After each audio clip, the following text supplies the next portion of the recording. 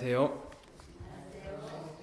벌써 5월이 다 갔습니다. 벌써 이제 6월이 다가오고 시간이 너무 빠른 것 같아요. 이제 정신 차리면 지한이가 초등학교 졸업할 것 같습니다.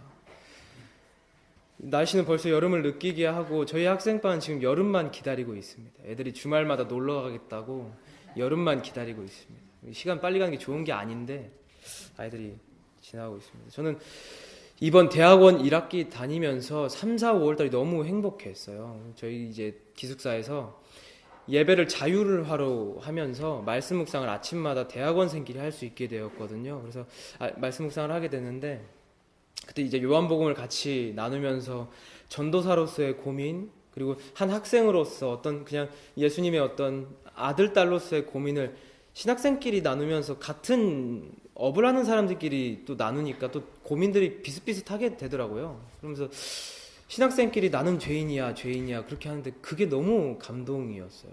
우린 너무나 나약하고 너무나 부족하다라는 것들이 너무 행복했습니다. 그러다가 말씀 묵상이 이제 제도가 바뀌어서 다시 중단됐는데 정말 좋은 기회로 이제 학생반 몇몇 친구들이랑 또 하고 있습니다. 학생반 몇몇 친구들이랑 하고 있는데 굉장히 성실하게 잘해주고 있어요. 제가 미안할 정도에 제가 밀리거나 뭐 간혹 빠뜨릴 경우가 있는데 학생반에 꼬박꼬박 올립니다. 하나 읽어드릴까요? 이 애들한테 상의는 아직 안 했는데 올라오기 전에 빨리 읽어드리겠습니다. 예지 거 읽어주세요. 예. 예지가 글씨가 잘 안 보여서 어제 겁니다. 어제 건데 요한복음 9장 8에서 16절인데 이 예수님께서 소경 고쳤던 내용입니다. 예지가 그걸 다 읽고 도대체 나에게 무슨 교훈을 주는 것일까? 라고 질문을 적었습니다. 도대체 나에게 무슨 교훈을 주는 것일까? 그런데 말씀 다 읽고 나서 이제 답을 적으라고 했더니 율법에만 집착해서 예수님까지 죄인을 만들었던 바리새인들처럼 율법을 지키는 것 또한 중요하지만 하나님을 사랑하는 마음이 먼저여야 하고 선한 마음이 먼저여야 한다. 그래서 마음속에 나쁜 마음이 생기면 기도하기라고 적었습니다. 근데 애들이 이런 걸 적어내는 게 전 사실 이제 반신반의였어요. 이게 할 수 있을까? 어른들도 잘 안 하고 청년들도 잘 안 하는데 학생이 과연 이걸 할까 했는데 제가 보면서 저도 많은 감동이 되어서 참 좋은 시간들인 것 같습니다. 근데 어느 날 요한복음을 읽던 중에 제가 한 본문에서 눈을 떼지 못했습니다. 그 본문이 다 함께 하나님의 말씀 요한복음 18장 31절을 함께 읽겠습니다. 요한복음 18장 31절입니다.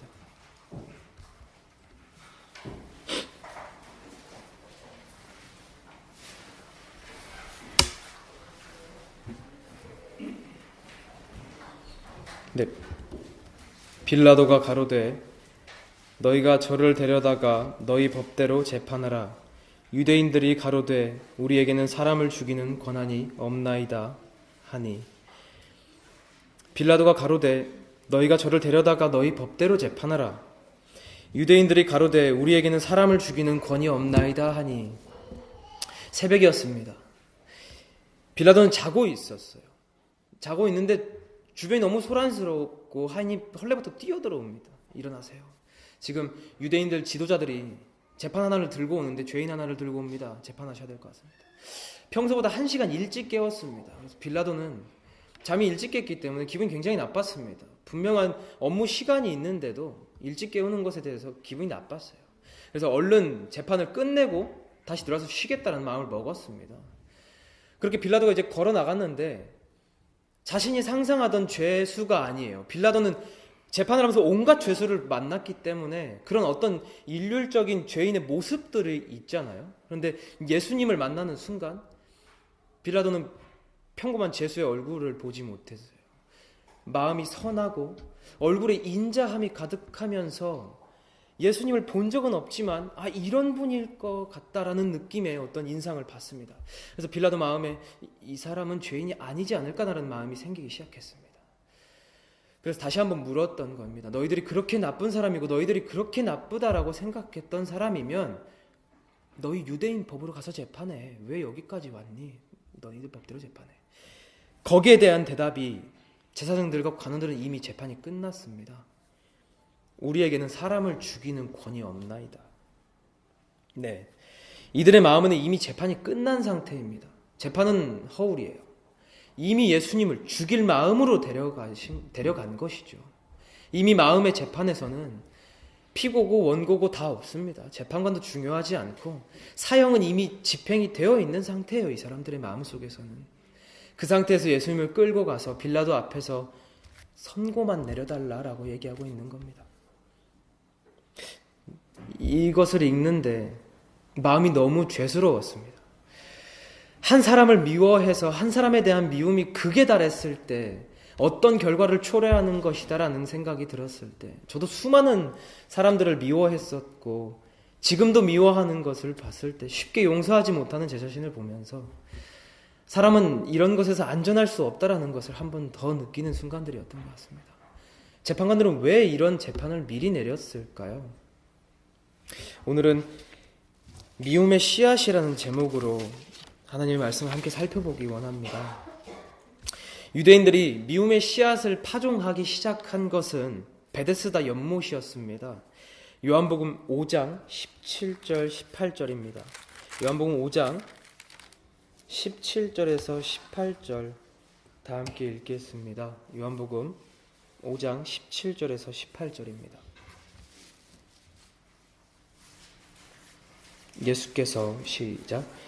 예수께서 저희에게 이르시되 내 아버지께서 이제까지 일하시니 나도 일한다 하시며 유대인들이 이를 인하여 더욱 예수를 죽이고자 하니 이는 안식일만 범할 뿐 아니라 하나님을 자기의 친아버지라 하여 자기를 하나님과 동등으로 삼으심이로라. 안식일에 하나님께서 일하신다라고 예수님께서 말씀하셨습니다. 근데 안식일에 하나님께서 일을 멈추시게 된다면 어떻게 될까요? 온 우주의 통치자시고 생명의 근원이신 하나님께서 안식일에 일을 멈추시게 되고 온 생명을 잡고 있는 손을 놓게 되신다면 다 죽을 것입니다.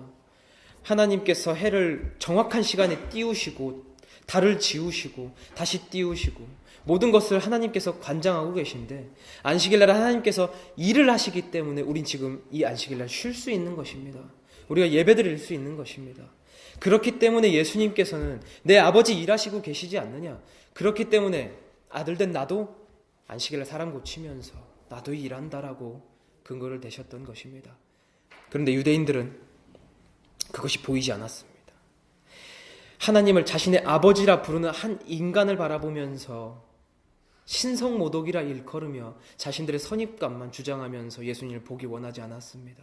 그때부터 유대인들은 마음에 미움의 씨앗을 파종하기 시작했습니다. 물을 뿌리고 기르기 시작했습니다. 시간이 흘러서 초막절이 다가왔습니다. 이 5장 뒷부분은 저번 안식일 설교 때 드렸던 것처럼 6장의 오병이어의 사건이었죠. 그 이후에 초막절이 다가왔습니다. 초막절 어떤 명절입니까? 7일 동안 광야에서 있었던 일들을 회고하면서 하나님과의 다시 그때의 기억들을 보호하심을 기념하는 날이죠. 엘린 지앗은 이 날을 이렇게 말하고 있습니다. 당신의 선하심과 인자하심을 회고하는 것이 하나님의 목적이었다. 이 초막절에는 그런 목적이 있던 날이었습니다. 그리고 공교롭게도 그 얼마 전 일이 대속죄일까지 있었습니다. 그래서 이 명절은 겹경사였어요. 이미 대속죄일 때 하나의 우리의 죄를 모두 다 속량받은 그런 상태에서 이 초막절을 맞은 것입니다. 모든 합창단들이 나와서 노래를 매일매일 부르고 제사장들도 합창하면서 뛰어놀며 그 축제를 즐기고 있었습니다. 그런데 예수님을 미워하는 유대인들의 무리는 이 시간에도 예수님을 기다리고 있었습니다. 죽이고 싶어서요. 정죄하고 예수님을 잡아가려고 기다리고 있었습니다. 7장 11절입니다. 제가 읽겠습니다. 7장 11절.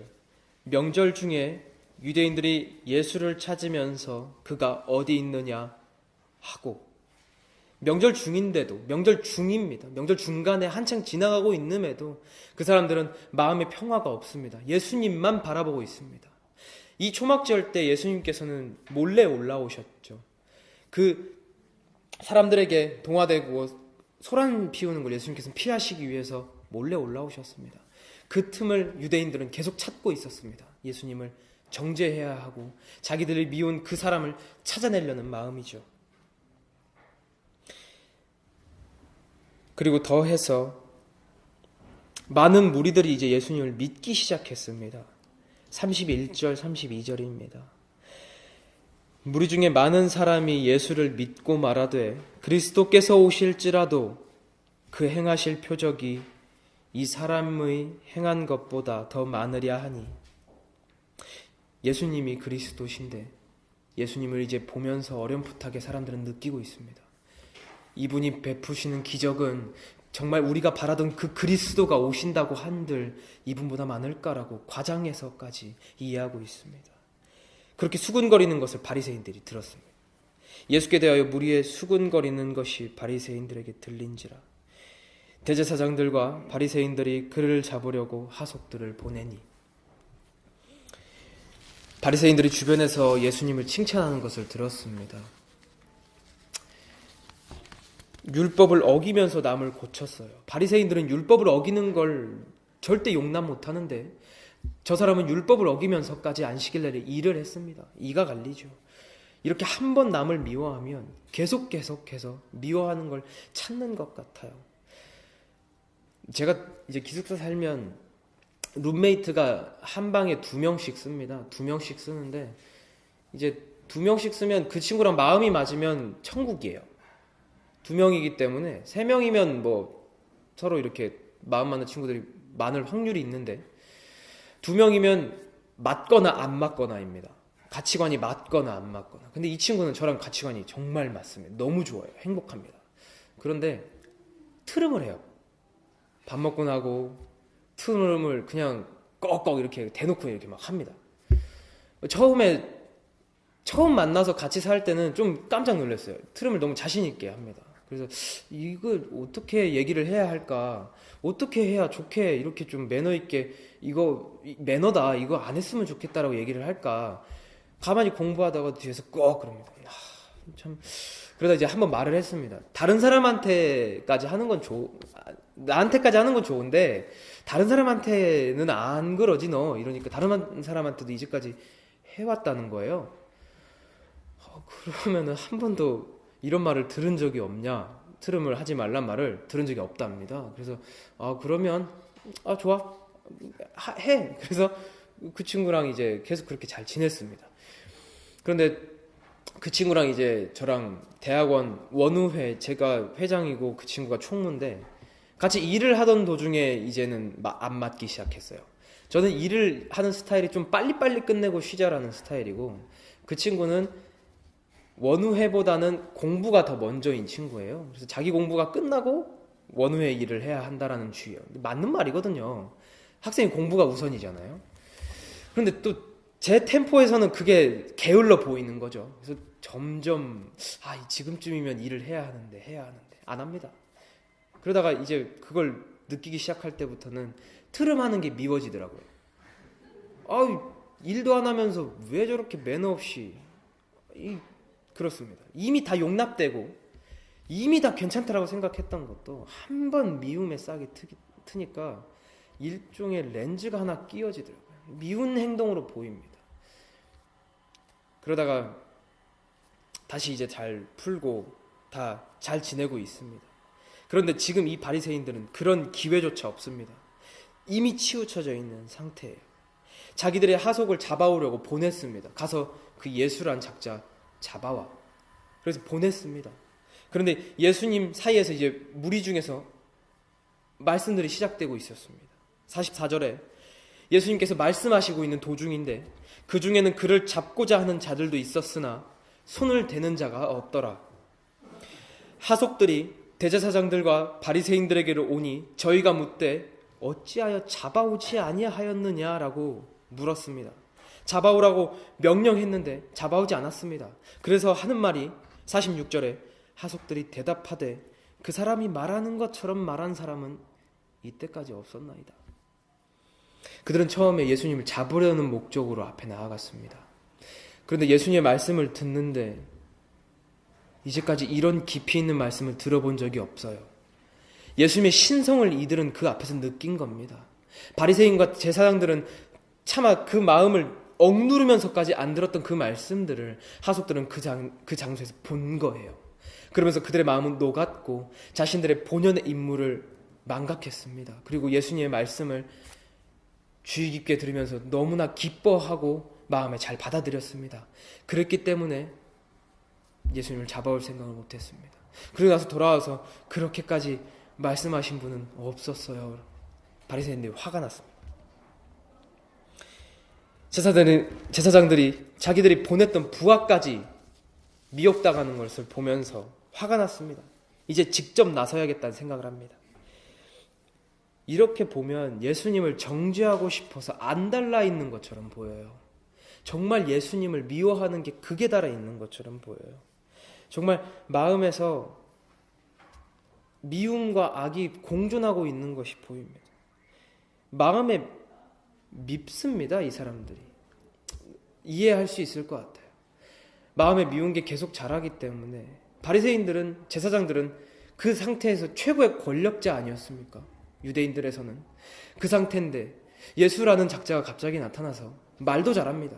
자신들이 뭐라고 물으면 따박따박 말대꾸도 너무 잘해요. 근데 그 말대꾸의 이치가 다 들어맞습니다.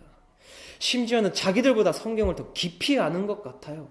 자기들은 서기관들이면서 성경 필사를 누구보다 열심히 했었고 성경의 이해는 자기가 제일 잘한다고 생각했던 사람들이고 율법을 그렇게 생명처럼 지키면서 살았던 사람들인데 갑자기 예수라는 작자 나타나더니 너무 잘해요.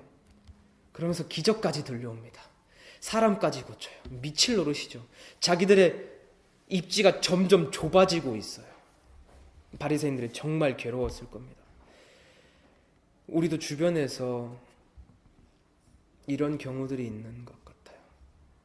가끔 살다 보면 열등감을 느낄 때도 있는 것 같습니다. 갑자기 나타난 사람들이 자기보다 일을 잘할 때도 있고 수만 가지의 개성이 있는 사람들을 만나다 보면 자기와 안 맞는 사람이 있으면 싫어하게 되고 미워하게 됩니다.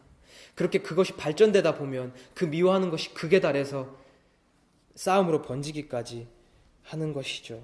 그러면서 한번 틀어진 그 사이에서 마음속에 미움의 씨앗이 파종되고 우린 거기에 분노라는 물을 붓기 시작합니다. 차츰차츰 부어주면서 눈엔 렌즈가 씌워지고 선입관으로 모든 나쁜 잘못만 골라내서 해석하게 됩니다. 그 친구의 모든 잘못들만 들어오게 되는 것입니다. 이들이 끝끝내 예수님을 알아보지 못했던 것처럼 우리도 끝끝내 그런 사람들과 좋은 점을 알아보지 못했을 수도 있을 것 같습니다. 사랑하는 태장교회 성도님 여러분, 이 안식일 저녁 우리의 연약함을 인정하시고 우리의 마음에 미움의 씨앗을 찾는 시간이 되기를 기도합니다. 바리새인들끼리 논쟁이 한 차례 있었고 7장 53절에 다 각각 집으로 돌아갔습니다. 그리고 8장은 1절이 없고 53절과 함께 있습니다. 7장과 같은 시간대로 연결되고 있습니다. 그들은 각각 집으로 돌아가고 예수님께서는 갈람산으로 휴식하러 돌아가십니다. 그리고 다시 아침에 성전에 나와오시니까 백성들이 다 나와왔습니다. 앉아서 백성들을 가르치고 계시는데 뒤가 시끄러워요. 뒤를 돌아보는데 사람들을 밀치고 바리새인이랑 관원들이 한 여인을 데리고 앞으로 다가옵니다. 사람들을 밀치고 앞으로 여인을 끌어놓고 던지다시피 팽개칩니다. 그러고 나서 예수님께 묻습니다. 예수께 말하되 선생이여 이 여자가 간음하다가 현장에서 잡혔나이다. 모세는 율법에 이러한 여자를 돌로 치라 명하였거니와 선생은 어떻게 말하겠나이까? 라고 묻습니다. 예수님께 선생이라고 합니다. 비꼬는 것이죠. 이들은 예수님을 시험하기 위해서 율법으로 함정을 파서 가져왔습니다. 어느 선택에도 함정이죠. 율법에는 이미 답이 나와 있지 않습니까? 현행범이고 현장에서 잡혔기 때문에 현행범이고 잡아온 사람들이 바로 목격자였죠. 신명기 22장 22절은 이렇게 말하고 있습니다. 남자가 유부녀와 통간함을 보거든 그 통간한 남자와 그 여자를 둘 다 죽여 이스라엘 중에 악을 제할지니라. 이제 예수님께서는 선택하셔야 했습니다. 예수님께서 이 여자를 정죄하지 않으면 풀어주신다면 풀어줘라 라고 말한다면 모세의 율법을 어기는 것이고 죽여라고 말하면은 지금 유대인들은 로마 통치하에 있었기 때문에 유대인들은 사용 권한이 없었잖아요. 그렇기 때문에 로마의 법을 어기는 것이 되었던 것입니다. 그래서 예수님께서는 어떤 선택도 함정이었습니다. 그런데 예수님께서는 대응하지 않으십니다. 허리를 숙이세요. 근데 이상합니다. 바리새인들은 분명히 예수님께서도 바리새인들의 의보다 낫지 않으면 천국에 들어가지 못할 것이다라는 것만큼 바리새인들의 의를 축혀 세웠습니다. 근데 바리새인들은 지금 예수님을 정죄하기 위해서 율법을 가지고 함정을 파놓은 것입니다. 신명기 22절 끝부분에 남자와 그 여자를 둘 다 죽이라고 나와 있습니다. 근데 지금 이 상황에 끌고 온 건 여자만 끌고 왔어요. 남자는 끌고 오지 않았습니다. 그 같이 통관한 그 남자도 둘 다 죽이라고 했는데 남자는 끌고 오지 않았습니다. 그럼 이들은 그 남자를 어떻게 했을까요? 정황상 이들은 함정을 판 것일 수 있습니다. 여자를 잡아오고 남자는 돌려보낸 것이죠. 예수님을 정죄하기 위해서요. 율법을 가지고 이 사람들은 이제 함정을 빠뜨리는 것까지 죄를 범하게 됩니다. 그런데 예수님께서는 감정적으로 대응하지 않으십니다. 남자까지 잡아와라 이라고 얘기하지 않으십니다. 가만히 허리를 숙이시고 땅에 무언가 적으셨습니다. 저희가 묻기를 마지 아니하는지라 계속 묻습니다. 어떻게 하냐고, 허리만 숙이지 말고 대답하라고 묻습니다. 예수님께서 쓰던 걸 마저 멈추시고 일어나서 말씀하십니다. 너희 중에 죄 없는 자가 먼저 돌로 치라. 다시 몸을 굽히사 손가락으로 땅에 쓰십니다. 예수님께서는 그 바닥에 그들의 죄를 적었던 것입니다. 그들만이 아는 은밀한 죄를 적어내려가면서 사람들은 예수님께서 무얼 하시나 바라보기 시작했습니다. 뒤에 있던 백성들도 서로를 밀치면서 앞으로 나오기 시작했습니다. 근데 그 죄 목에 해당하는 사람이 뒤를 돌아서 뒷걸음질 치는 것을 사람들이 보았습니다. 그러면서 하나둘 자신의 죄목을 보고 떠나갔습니다. 이것에 대한 두려움을 어느 정도로 가늠할지 저는 잘 모르겠습니다. 저만 아는 죄를 예수님께서 땅바닥에 만천하에 공개하는 것입니다. 우리는 이 상황 앞에서 자유로울 수 있는 사람은 아마 없을 것입니다.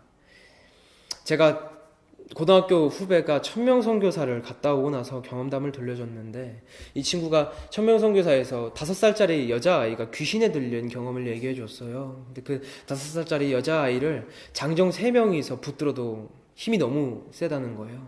그래서 한 오두막에 앉혀서 네가 원하는 게 무엇이냐 이렇게 물으면서 기도하려고 집사님들 들어가시고 장로님들 한 명씩 들어갔습니다. 그런데 집사님들, 장로님들이 기도를 못하고 나오신다는 거예요. 그래서 나중에 이제 이 친구들도 들어가고 목사님도 들어가는데 그 귀신 들린 여자애가 고개를 이렇게 치켜들고 눈을 깔라내리면서 굉장히 냉소적인 말투로 그 사람만 아는 죄목을 짚었다는 거예요. 너 몇 월 며칠 날 어디서 뭐 하고 있었는데 네가 지금 여기서 선교사 할 수 있냐? 네가 지금 그날 그 짓 했는데 여기서 네가 어떻게 장로야? 이런 얘기를 했다라는 거예요. 그런데 아이들이 그걸 보고 너무 무서워서 못 들어가겠다는 거죠. 근데 그 뒤에 그곳에 있었던 목사님 몇 분만 들어가서 그 말 들으면서 끝까지 기도하면서 귀신을 내보냈다고 합니다. 그랬던 것 같아요. 이 유대인들도 그랬을 것입니다. 거기 있는 상황에서 만천하에 공개되는 것들이 사단이 공개하는 것만으로도 그 정도의 두려움인데, 예수님께서 직접 죄를 조목조목 짚는다는 건 얼마나 그 사람의 치명적인 죄였을까요? 그래서 이 사람들은 하나둘씩 돌아가기 시작했습니다. 우리도 그 자리에 있다면 어떻게 되었을지 생각해 볼 필요가 있는 것 같습니다. 돌아갔을 것인지, 마음에 심어져 있는 것이 들키게 된다면 그 자리에 있기는 어려웠을 것 같다는 생각이 듭니다. 우리도 안 보이는 마음이기 때문에 들키지 않으면 그만이다라는 생각으로 마음을 숨기고 있지는 않습니까? 교회에 와서 찬양은 하지만, 평화라는 찬양은 하지만, 한 사람이 미워지면 마음의 평화는 사라지지만 교회 와서 찬양은 해야 되겠기에 평화라는 가사를 읊습니다. 마음은 평화가 없는데도요.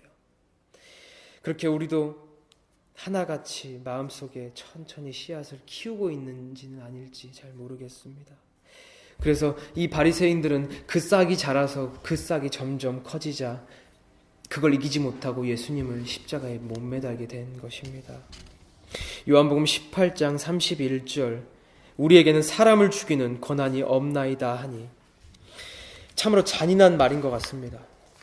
재판이라는 것은 피고랑 원고가 같이 출석해서 재판관이 심판을 내려야 되는 것인데 그런 것도 없이 이들의 마음속에 이미 내려졌던 사형으로 재판이 끝난 것이죠.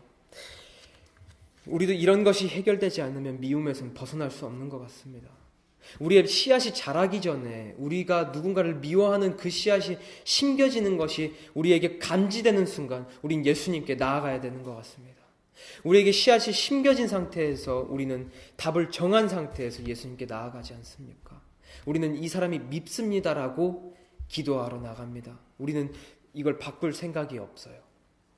마음에 미워있는 사람을 우리 마음속에서 뽑아낼 생각이 없는 상황에서 기도하러 갑니다.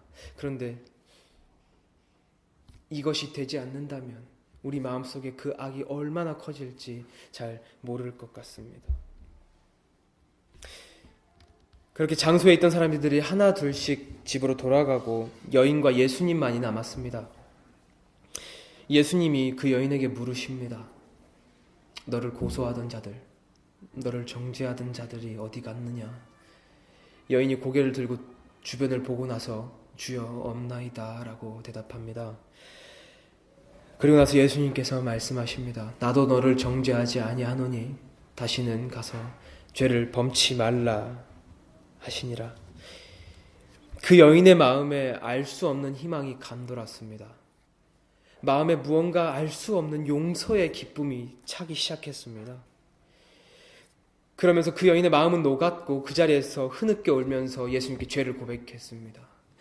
우리가 희망이 있고 우리와 그 자리에 있던 유대인들과 다른 것은 우리는 예수님을 알고 있다는 것입니다. 예수님께서 우리의 죄를 지시고 십자가에 돌아가셨다는 것 우리는 알고 있습니다. 근데 그 유대인들은 몰랐습니다. 자신의 죄를 땅바닥에 있는 것을 보고 예수님께, 그 눈앞에 있는 예수님께 죄를 고백하지 못하고 예수님을 몰랐기 때문에 그 죄를 곱씹으면서 고개를 떨구고 집으로 돌아갔을 것입니다. 아, 내가 그때 그 죄를 지었지. 이 죄를 어떻게 하지? 하면서 곱씹으면서 집으로 돌아갔을 것입니다. 그런데 우리는 다릅니다. 우리는 예수님께서 우리 죄를 고백하면 다 용서해 주실 것을 우리는 알고 있습니다. 만일 우리가 우리 죄를 자백하면 저는 미쁘시고 의로우사 우리 죄를 사하시며 모든 불의에서 우리를 깨끗게 하실 것이요라는 말씀 우리는 믿습니다. 사람들은 죄를 사랑하고 자신들이 죄를 짓기는 사랑하지만 죄인은 미워합니다. 그런데 예수님은 죄를 미워하시지 죄인은 미워하시지 않으십니다. 죄인을 사랑하십니다.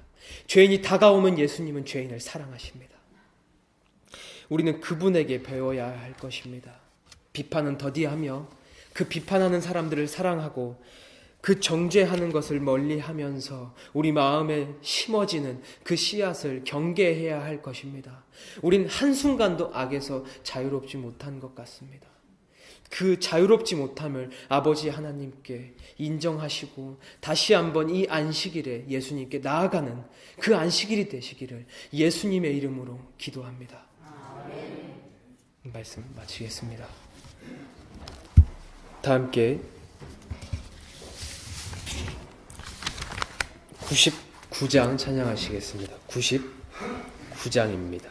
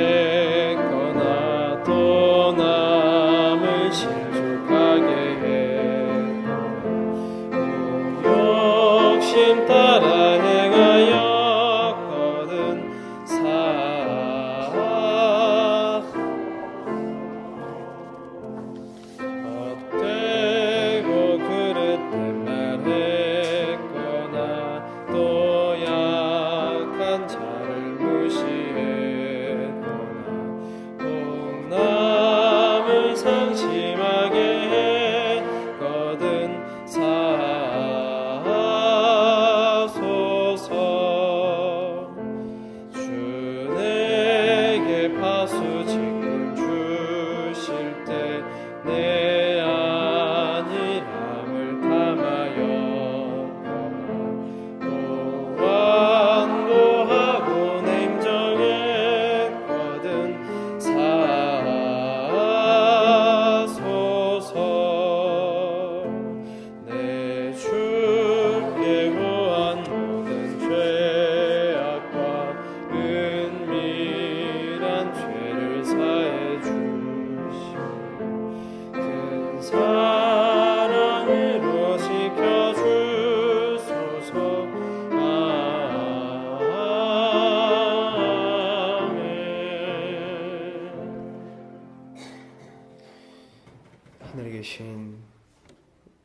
사랑이신 우리 아버지시여, 저희의 마음에는 단 한 절의 선도 없음에 슬퍼하며 아버지 앞에 나아옵니다.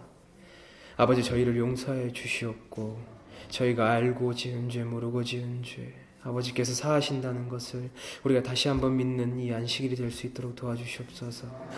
아버지께 나아가는 것을 겁내하지 않을 수 있도록 도와주시옵소서. 이 모든 마음을 하늘에 계신 예수님 이름으로 기도드립니다. 아멘.